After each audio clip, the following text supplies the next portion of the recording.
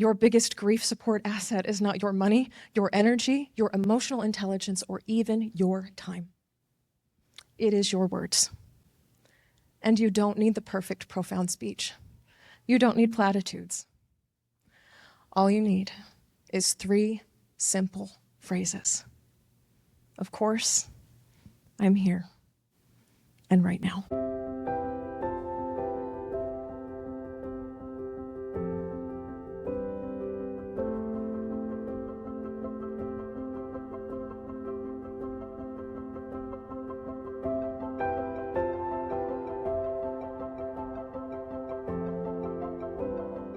Hi there, grief growers. I am so grateful to be here with you as always. If you've been growing alongside me in my work for a while, welcome back. And if you are new to me and my work, hello. My name is Shelby Forsythia. I am a grief coach, a 3-time author, and the founder of Life After Loss Academy, where I have helped dozens of grieving people stop feeling lost, stuck, broken, and alone, and start building lives they genuinely love from the lives loss forced them to live. This includes not only death-related losses, but also losses like divorce and breakup, major diagnosis, and every other loss or life transition that changes your life. Here on Grief Grower, we believe that grief is not something we get over. It is something that we grow with and alongside, and that by treating grief less like a problem to be solved and more like an invitation to live more deeply, we can create meaningful lives rich with the memories we carry, the struggles we faced, and the preciousness of what it means to be right here and right now. Today, I am sharing the live book talk I gave at the launch party for my new book, Of Course I'm Here Right Now, on March 30th, 2026 in Chicago. If you are listening to the podcast version of this and would rather watch the full talk on YouTube, I'll put a link to do that in the show notes. While this will be one of my shorter supporting someone episodes of Grief Grower, it really is the heart of my new book and everything I want everyone to hear when it comes to supporting friends, family, coworkers, neighbors, and even perfect strangers in their midst who are grieving. I hope in listening that you will feel a part of the audience of this powerful talk, and I hope you will share this episode or the corresponding YouTube video with others who need to hear it. Here we go.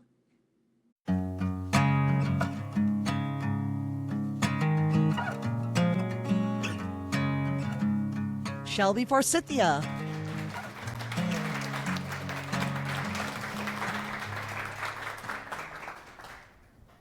A few years ago, I was on the phone with a grief client named Marie, who had suffered the devastating loss of a baby.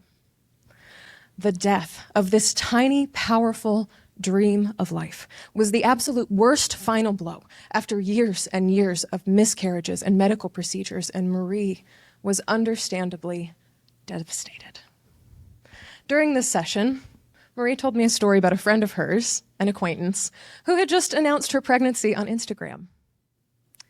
This joyful, happy little baby bump with likes and hearts and comments and everything else was agonizing to Marie. And on this call, she was wrestling vigorously, trying to figure out how to contort her heart into a shape where she could be happy for her friend. Marie felt gutted. Then she felt ashamed.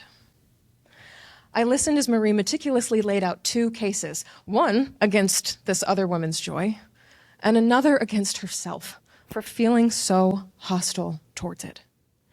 At the base of it all was a single story. There must be something wrong with me. I should be happy for her, she said. I should be able to congratulate her. I shouldn't feel so torn up about all this. As I listened, I was picturing Marie staring wildly at this roadmap with the socially acceptable destination of ecstatic new baby congratulations circled in bright red ink.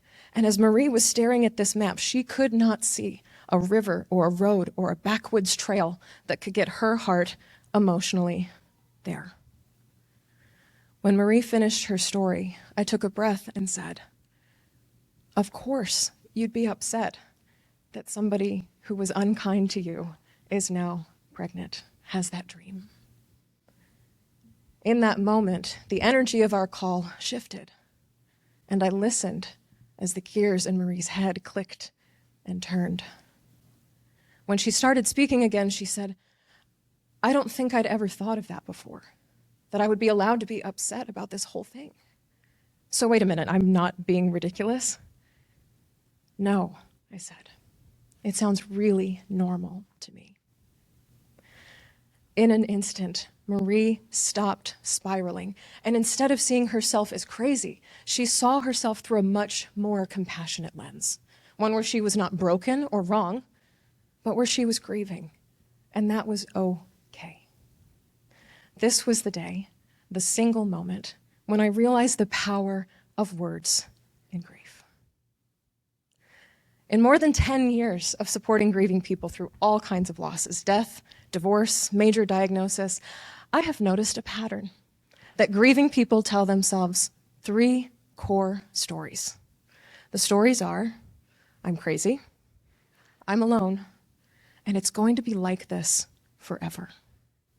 Crazy, alone, forever. Crazy, alone, forever. These are the records that grieving people have on repeat inside their heads. And they are reinforced by things as big and social and federal as a wimpy 3-day bereavement leave for biological human relatives only. I'm seeing heads nodding. And as personal and intimate as a longtime friend ghosting a griever just 1 month after the funeral. For a griever telling the story of, I'm crazy, this can often sound like, no one else gets how I feel. I should be over this by now. I shouldn't be feeling what I'm feeling. A griever telling the story, I'm alone, might say something like, everyone has stopped checking in. Everyone stopped reaching out. The whole world has moved on without me. And even in a room or a house full of people, I am alone. And a griever telling the story of, my life will be like this forever, which can be a subtler story. They might say something like, I can't see a way out of my grief. I'm afraid that this pain will never end, or I will never feel joy again. These are some of the devastating things that are in grievers' head, and these stories inform not only how they navigate their grief, but also how they exist in relationship to other people, how they do their jobs, and what they believe to be true about themselves and the future. It is a very hard and lonely place to be, crazy, alone, forever. And here's the part we don't talk about enough that grievers would like you to know. When grievers suffer a devastating loss, they're not just grieving the main event, like the death of a loved one. The number one thing they grieve is the friends, family, coworkers, and neighbors who fall away or fail to meaningfully comfort them because they just don't know what to say. Grieving people do not want to feel abandoned.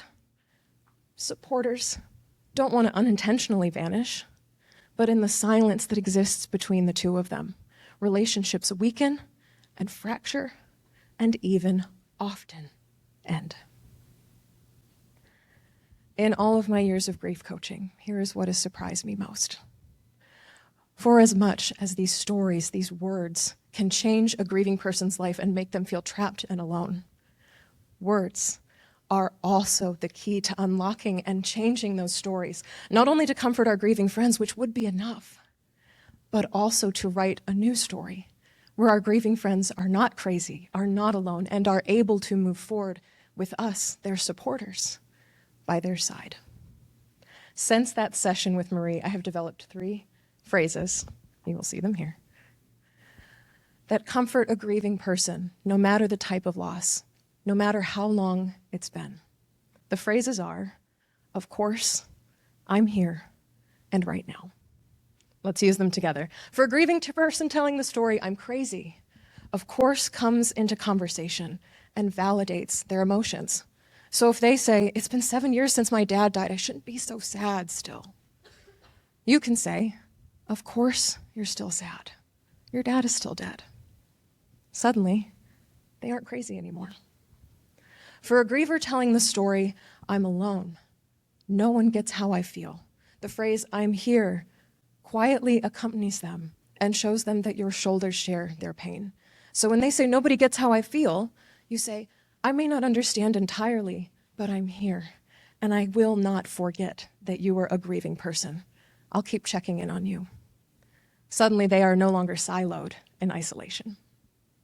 Lastly, for a grieving person telling the story, my life will be like this forever.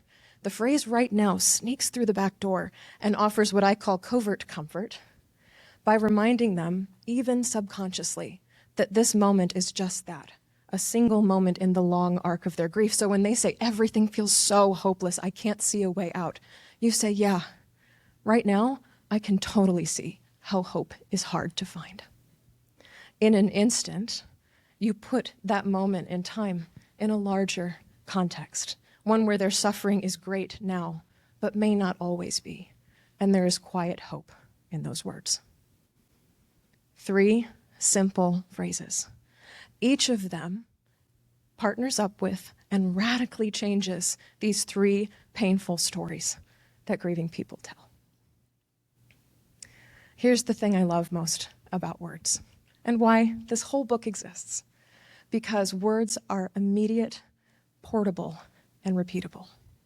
They are things that we can send across social media, across text messages, in person, and you do not have to be rich, you do not have to be a therapist, and you don't even have to be in the same room as someone in order to use them. Said very, very simply, words are the best and most powerful free grief support tool that any of us has at our disposal. And when we change our words, we can change the way that people respond to grief.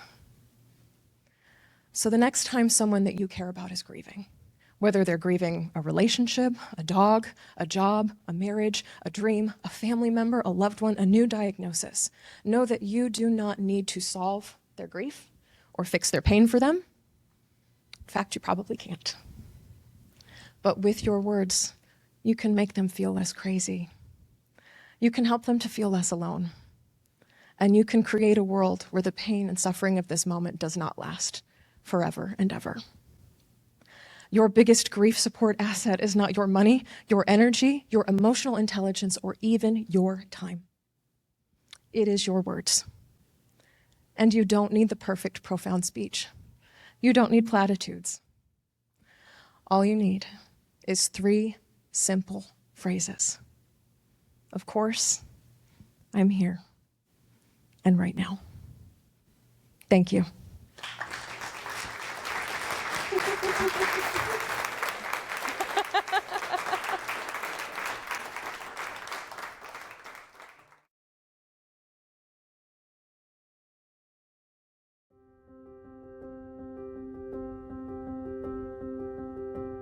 That's all for this episode of Grief Grower. Thank you so very much for joining me today. If you're looking for grief support beyond the show, you can find free workshops, blog articles, and of course, my new book, Of Course I'm Here Right Now, 3 actually helpful things to say to someone grieving, at shelbyforsythia.com/links. And if you'd like to get support from me for your unique loss, join us in Life After Loss Academy, my online course and community. As a student, I will walk you through my 5-step grief framework, GRIEF, for rebuilding after loss, and you can get live coaching from me every single week to answer your questions. Replays are always available if you can't attend live. It's just $33 a month to join, or $22 a month if you're a marginalized or financially stressed griever. No questions asked, and you can cancel at any time. If this podcast felt validating, comforting, educational, or otherwise helpful to you, please subscribe and leave a review on Apple Podcasts or Spotify. And be sure to share this show in particular with a friend, because you never know what someone you love is going through. Grief Growers, hosted by me, Shelby Forsythia, with theme music by Addie Goldstein. Until next time, Grief Growers, I see you. I am so proud of you and the work that you're doing in the world. And I love you. Because even through grief, we are growing.